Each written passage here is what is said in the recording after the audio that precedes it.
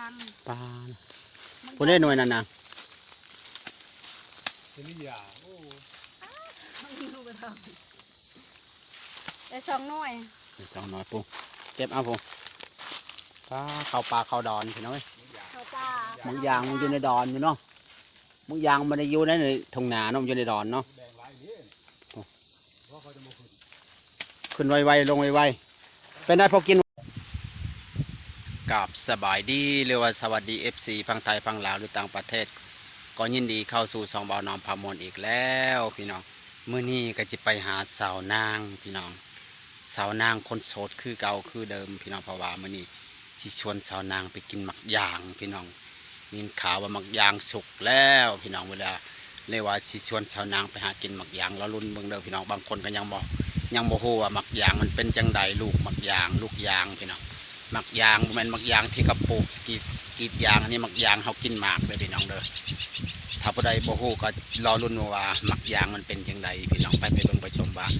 สาวนางเขาจะเก็บหมักยางแล้วก็มีคนขึ้นอีกคนนึงพี่น้องไปบ่ต้องศึกษาเสียเวลาต้องไปเบิ่งไปชมนำกันว่าหมักยางมันคืออีหยังพี่น้องไปเลยปอสบายดีเจ้านางสบายดีสบายดีมาให้ยังเจ้านางมาเก็บหมักยางมาเก็บหมักยางบ่แม่นไผขึ้นน่ะผู้บ่าวบ่ขึ้นบ่แม่นอ้ายนึกว่าผู้บ่าวขึ้นอ้ายบ่แม่นอ้ายป้าหมักยางนี่เจ้านางเก็บไหมท่านนี่กำลังสิเก็บเจ้านางมาเก็บหมักยางมันหมักยางมันกกนี่หวานเนาะนางเนาะแม่นปกนี้หักเด็กน้อยเขาขึ้นบ่ได้เนาะแม่นมันหวานเลยกกนี่ทุ่งมาเลยบ่เบิ่งทั่วนะคือเฮาเลียวแต่เทิงคือแดงมาแต่ละ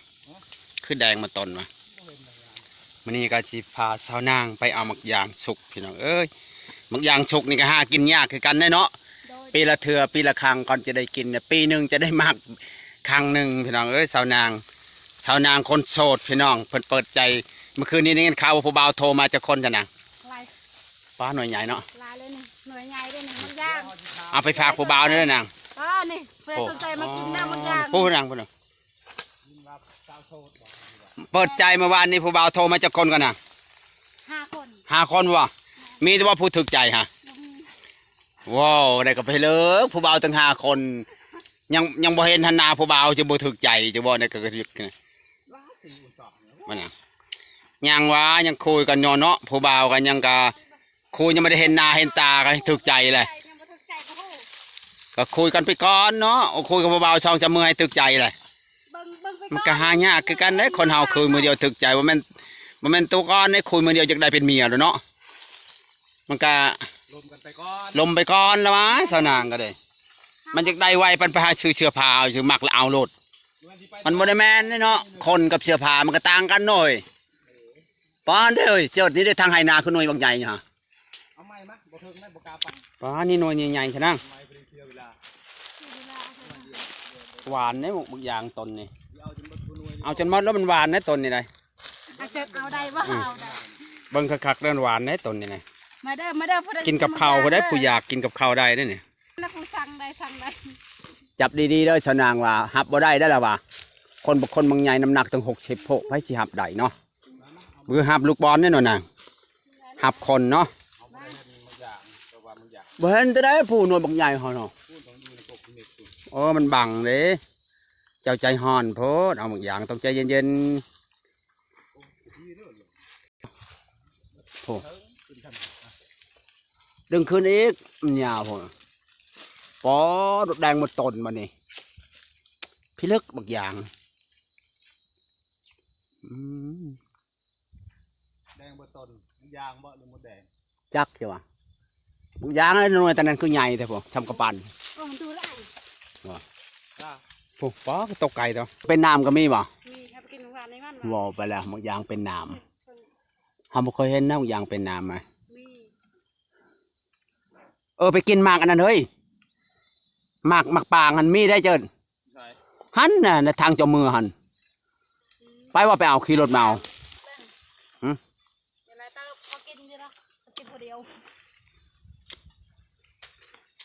หวานพอกินกกนี่เนาะหวานมันนี่ไปกินกับยางกับสาวนางสดบ้านางสดคือเก่าแมนหากไก่ที่มีผู้บ่าวแล้วเนาะไก่แล้วเนาะไก่แล้วเลือกหน้าตาเขาโทรมากับเห็นเดี๋ยวก็เปิดกล้องก็เห็นแล้วหน้าตาชิ้นยากอย่างนี้ หน้าตามันบ่เกี่ยวดอกคนเฮาบ่ได้มักที่หน้าตาเนาะเฮ้ย มาเอาหมกยางเด้อ มันบ่ได้สำคัญอยู่หน้าตาเด้อสำคัญตรงที่ว่าจิตใจเด้อคนเฮานี่เนาะ เออ ชำบ้านชำเมืองเอาได้แหละหน้าตาอยู่ข้างล่างนี่ดูนะทางอยู่นี่ ใช่ เห็นบ่บอกกกนี่มันแช่มันหวานมันยังเนาะกกอื่นอย่ามันบ่ส้มมันบ่หวานฮะไปแล้วจ้ะนะ หาแง่เอาแบบนี้ว่าทีละหน่วย อ้าวมันบ่ได้ง่ายคือมึงม่วงได้ว่าสิชันเอามันสิตก อันนี้มันเหนียวได้นี่นะ หน่วยคือ คันมึงม่วงเก็บเนาะ อุ้ยคันมันมึงม่วงง่ายแล้วมันฉกเลยชันก็มันตกหล่นเป็นไง อ่ะกระเต่าอยู่ว่าตัดมาเลย มันมีข้อความมาเดี๋ยวมันตัดเลยเป็นยัง จะเปิดต้องออนไว้บ่ อืม เปิดให้เนี่ยถ่ายคลิป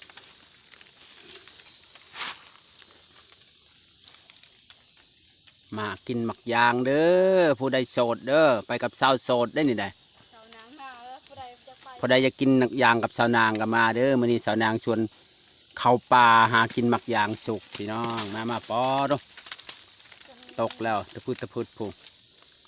หวานอยู่วะเนี่ย แดงบนเขาเด่นมันดี เอาขู่มาใกล้ๆนึกว่าโผล่ไปปะอยู่พุ่นสาวนางนะ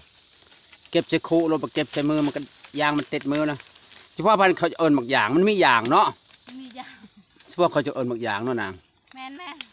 นางบ่พากให้ตุพายนะบ่ พักยังได้พักทางโทรศัพท์นี่ เราอยากเรามากินเองบ่ แม่น เอ็นเราโทรมาอยู่เมื่อวันตื่น โทรมาว่าเราไปเห็นงานแล้วว่าตุพายบ่อย แล้วว่าเดี๋ยวมาจะเอามาจองมาฝากดอกเราอ่ะ บ่ คุยบอก เคยกินหมักยางนะ หมก อ๋อย าง ได้หลายเติบนั่นน่ะ ได้หลายเติบเลย สาวนางกินหมักยางน้องเอ้ย สดเด้อสด พูด เด้ นะ อ พูดนะ ไม่เคยเห็นมันจองเจอ ปีหมักยางว่าเขาแช่น้ำมันโผล่ได้ มันโผล่คือเท่านั้นน่ะนะ มึงเคยกับบอก เก็บสาวนางเก็บพางให้ตูพายนำตัวกรน แม่น ำให้เขาได้กินย้อนแน่จะได้บุญเนาะนางเนาะ แม่น จะที่พากไปทางใดไปได้นาง พักไปทางโทรศัพท์ ผู้ใดอยากก็มากินเด้อตูพายเด้อนี่ตูกรเด้อนี่สาวนางกำลังเก็บหมักยางบุญเบาเจิดเพิ่นขึ้นเนาะอ๋อ กินเต็มที่ ผู้ใดมากินก็กินเต็มที่กินเต็มท้องเลยก็มื้อเนาะ แม่นมาเด้อมาเด้อง าม มา มัน เด้ นี่ อ จังมันนี่มีโอกาสมื้อหนึงจะได้กินมาย่างกับเจ้านางเนาะเจ้าเนาะ โดย เอาเจอเพิ่นขึ้นเด้อโผล่ให้บอก เราเก่งเด้ เราขึ้นปีนต้นมักยางกับมันมีเครือเนาะมักยางมันจะเป็นเครือเด้อพี่น้องบ่แม่นมันที่เป็นต้นแต่มันเป็นเครือพี่น้อง วีทิพย์เลยมาฮอดพี่ โอ้เพิ่นมาแต่สวรรค์พุ่นเด้มันได้มาแต่ใกล้ๆเด้อโผ มาแต่สวรรค์ทุกเนาะ มาแต่สวรรค์มากินมักยางพี่น้องเอ้ยความอยากกินความอยากได้เนาะไก่ทำไรก็มาฮอดเนาะนางเนาะ แม่นเราเป็น อ๋อ เป็นขึ้นเลย บ่ยากเอาจับมันเด้อจับมันเด้อ นี่มึงยางเครื่องคุแล้ว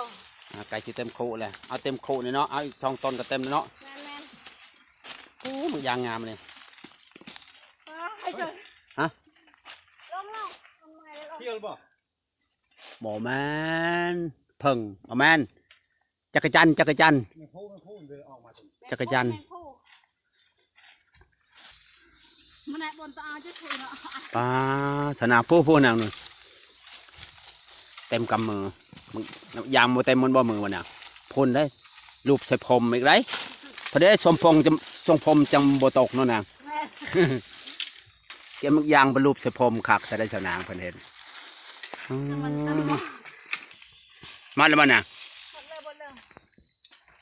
เก็บมัดแล้วตินั่นใบไม้ทมมาหรือเปล่า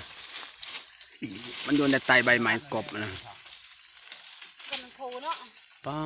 ดอเขาปลาเขาดอนมานี่พี่น้องเอ้ยหากินหมักยาง ไปกับชาวโซดชาวเสียบเพิ่นนี่ใจหัวใจยังว่างเพิ่นว่าเอามาพี่ด้วยนะเอามาพี่ด้วยแมงภูมันติดตอดหัวขนบ่เห็นบ่หูมันหักด้วยนางหักด้วยแม่มันออกแล้ว ลองมึงเนาะ หักแล้วนะแม่มันออกเลยมันโมมีแล้วแม่มันออกเลยฮะโมมียังเลยโอ้ยังมีวะมาแกะด้วยมีได้ให้ใครมันนี่ ในไข่มันอาจารย์จะไปกินหัว ใคร ไข่ มัน มัน นี่มีได้ใครมันนั่งใครมันวะเนี่ยมันเป็นนอนได้ นี่นะ พอแล้ว มันเป็นตัวนอนเนี่ย ไล่หรือบ้อง ลายอะไรเครื่องขู่เลยพอแล้วเครื่องขู่พอไม่ได้จะกิน พอแล้วพอให้เจ้าเนาะเฮามากินเมื่อใดก็ได้เฮาฮะให้เจ้าเมื่อบ้านนะ ให้อาจารย์ก็พอแล้ว นี่น้ำหวานมันนั่งนะนี่นะนี่นะนี่น้ำหวานเบิ่งดูแม่นปะเขาว่าแม่นแท้ ทีม เคยน้ำหวานเจ้านั่นลองดูหวานปะ วาน ฮะก็หวานน้ำหวานมันนี่ไข่มันอ่ะลูกมันเอามาจีกิน หมดเลยนี่ มันว่าจุดยังวะจกเบังดูมันไม่ตันไปแล้ว หมดแล้ว สุดแล้วแมงภูฮะ พอแล้วอาจารย์อาจารย์ชิเมื่อยค่ะไปไกล พนไปเอาอีกต้นตอนนั้นละเมื่อไป ไหนอีก พนทางออกมาไปนะมาแล้วนะใช้จะเทมแล้วนอนฮะ ทีมเขาจะกินละ ปลาบุดงมาจ้ะนาง ทางฮอดบ้านฮอดช่องพี่น้องเฮ้ย ยาแล้วว่าเราจะเอาอีกไง ไปดีเด้อ ปลาจิเกือบจะเต็มโคเนอกบางอย่างเนาะไปเอาต้นนั้นเองให้มันเต็มจ้ะนาง